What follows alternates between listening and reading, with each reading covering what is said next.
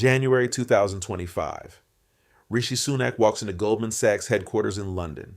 Senior advisor, seven-figure salary, private jet lifestyle. The billionaire is back where he belongs, making millions in finance while British politics burns without him. That same week, 9.1 million pensioners sit in cold homes across Britain. Heating turned down, extra layers on, choosing between warmth and food because Keir Starmer, the man who promised to fight for working people, cut their winter fuel payment. Here's the twist nobody predicted. The out-of-touch billionaire protected Britain's elderly. The man of the people froze them. Welcome to the most brutal irony in British political history. Let us go back to when it started. July 2024. Labour wins the biggest landslide in modern history. Keir Starmer becomes Prime Minister, promising change, integrity, and care for ordinary working people. His first major decision? Cut winter fuel payments for 10 million pensioners. The numbers are devastating. In 2023, 10.8 million pensioners received winter fuel payments, up to £300 to help heat their homes during the coldest months. By 2024, under Starmer's government, only 1.5 million would receive it. Over 9 million pensioners lost their support, just like that. One policy announcement and millions of elderly people were told to figure out winter on their own. Rachel Reeves, the Chancellor, defended it as a necessary saving. £1.5 billion saved from the budget. Tough decisions for tough times. The black hole the Tories left behind. But here's what makes this truly shocking. Labour knew what would happen. In 2017, Labour's own analysis warned that cutting winter fuel payments could lead to 4,000 excess deaths among pensioners. 4,000 people dead because they could not afford to heat their homes properly. And Starmer did it anyway. Meanwhile, Rishi Sunak was settling into his new role at Goldman Sachs, senior advisor, the exact role critics always said he would take, revolving door between politics and banking, the establishment looking after its own. The salary? Undisclosed, but senior advisors at Goldman Sachs can earn millions annually. Sunak, with his connections, experience as prime minister and chancellor, and financial expertise, would be commanding top dollar. While pensioners were losing £300, Sunak was making what some estimated could be £2 to £3 million per year, maybe more. The optics were terrible for him, or they should have been. Rich guy gets richer while ordinary people suffer. Classic establishment hypocrisy. Except for one problem. Rishi Sunak never cut winter fuel payments. Keir Starmer did. Let us remember how we got here. The 2024 election campaign was brutal for Sunak. Every attack focused on one thing. He was too wealthy to understand normal people. Labour hammered this relentlessly. Videos of his expensive suits, stories about his wife's wealth, photos of their multiple properties, the helicopter rides, the private planes, the out-of-touch billionaire who could not relate to struggling families. Starmer positioned himself as the alternative, the son of a toolmaker, state school educated, worked his way up, a man who understood what it meant to worry about bills, to struggle, to fight for every opportunity. The public bought it. They voted for the working class hero over the billionaire. And then the working class hero immediately made 10 million pensioners colder, while the billionaire went back to making millions. The irony is so thick, you could cut it with a knife. Let us break down what this actually means for real people. A pensioner living on the state pension receives approximately £220 per week. That is £11,440 per year. Not wealthy, not comfortable, just surviving. Under Sunak's government, that pensioner received up to £300 in winter fuel payment. Under Starmer's government, nothing, unless they are on pension credit, which millions are not because they are just above the threshold. Now compare that to Rishi Sunak's estimated Goldman Sachs earnings. Let us be conservative and say £2 million per year. That is £38,461 per week. In the time it takes Sunak to earn 1 week's salary, a pensioner earns nearly 2 months' worth. The £300 that was just cut, Sunak earns that in about 3 hours. The wealth gap is obscene. Everyone knows that. But here's the part that makes this story remarkable. The obscenely wealthy person was not the one who cut support for the poorest. By October 2024, the anger was building. Pensioners who had voted Labor their entire lives were furious. Union leaders were demanding reversals. MPs were getting flooded with complaints from constituents. Unite Union, one of Labor's biggest backers, organized protests. Westminster Bridge, Labor Party conference, pensioners holding signs, "We voted for you," and "Winter is coming." Sharon Graham, Unite's general secretary, called Starmer's policy cruel. Not misguided, not unfortunate. Cruel. Age UK released devastating analysis. 2 million pensioners would face difficult decisions this winter: heating or eating, medicine or warmth, survival or dignity. By January 2025, surveys showed 9.1 million people, aged 66 and over, had been cold in their homes. Not uncomfortable. Cold. Dangerously cold. One pensioner told reporters, "If I had arrived on a boat, I would be in a warm hotel. But I worked all my life and paid taxes, and now I am freezing." The bitterness was palpable. The betrayal was complete. Here's the detail that should haunt Keir Starmer every day. Labor predicted this. In 2017, when Labor was in opposition, they commissioned analysis on what would happen if the Tories cut winter fuel payments. The report was clear.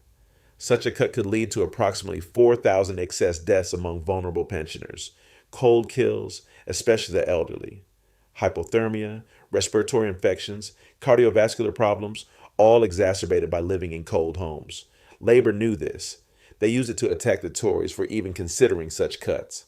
They positioned themselves as the defenders of pensioners. And then, they in government, they did exactly what they once warned against. When journalists confronted Starmer about the 2017 report, his response was defensive and evasive.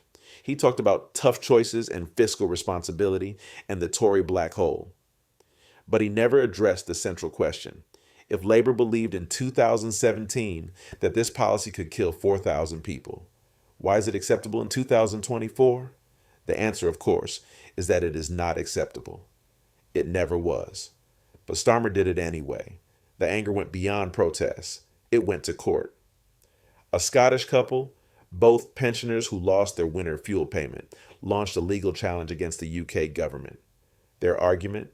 The policy violates the Equality Act by discriminating based on age and disability. The case is ongoing, but the symbolism is powerful.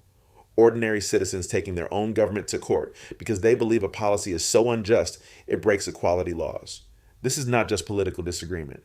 This is a fundamental question of whether the government has the right to single out the elderly for cuts while protecting other groups. Meanwhile, Rishi Sunak, the man Labor spent years attacking for being wealthy and out of touch, never faced a lawsuit like this because he never implemented a policy this cruel. December 2024, Keir Starmer released his first Christmas message as Prime Minister. Warm words about family, community, and caring for each other. Christmas is about family, friendship, and fellowship, he said. It is about the values that bind us together as a nation. The response on social media was savage. Pensioners pointed out the hypocrisy, talking about caring while cutting their heating support. Critics noted that Starmer had accepted over £107,000 in gifts and freebies while telling pensioners there was no money for their £300 payment. One comment went viral. "He lectures us about family values while freezing our grandparents. This is the man who promised integrity."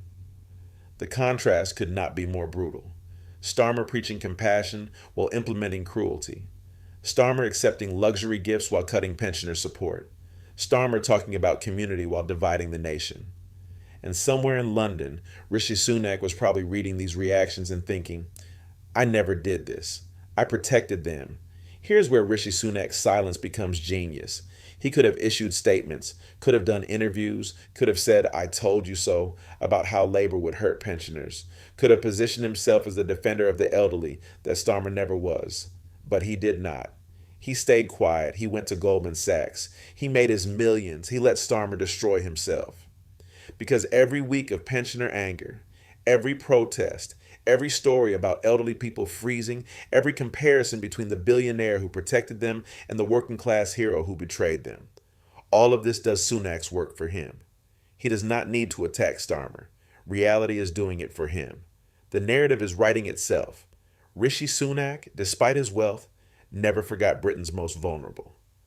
Keir Starmer, despite his working class origins, cut them loose the moment it was politically convenient. That narrative is gold for any future political comeback, and Sunak knows it. By December 2024, the polling told a devastating story for Labour. Among pensioners, traditionally a reliable Labour demographic in certain regions, support had collapsed. Seats that Labour won in July were now showing swing back to Conservative or even Reform UK. Interviews with pensioners who voted Labour revealed a common theme: betrayal. I trusted him. He said he would be different. I voted against the Tories because they did not care. Now Labour does not care either. At least with Sunak, I could heat my home. That last quote should be engraved in Westminster. At least with Sunak, I could heat my home. The billionaire kept them warm. The man of the people left them cold. Here's another layer of irony. Rishi Sunak's Goldman Sachs salary is probably more than some pensioners will earn in their entire remaining lives. A pensioner on state pension might receive £600,000 over a 20-year retirement period. Sunak could earn that in 3 months at Goldman Sachs. And this is the crucial part, Sunak's wealth never came at the expense of pensioners.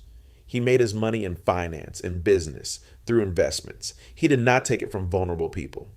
Starmer's £1.5 billion savings came directly from pensioner pockets. He balanced his budget by making elderly people colder.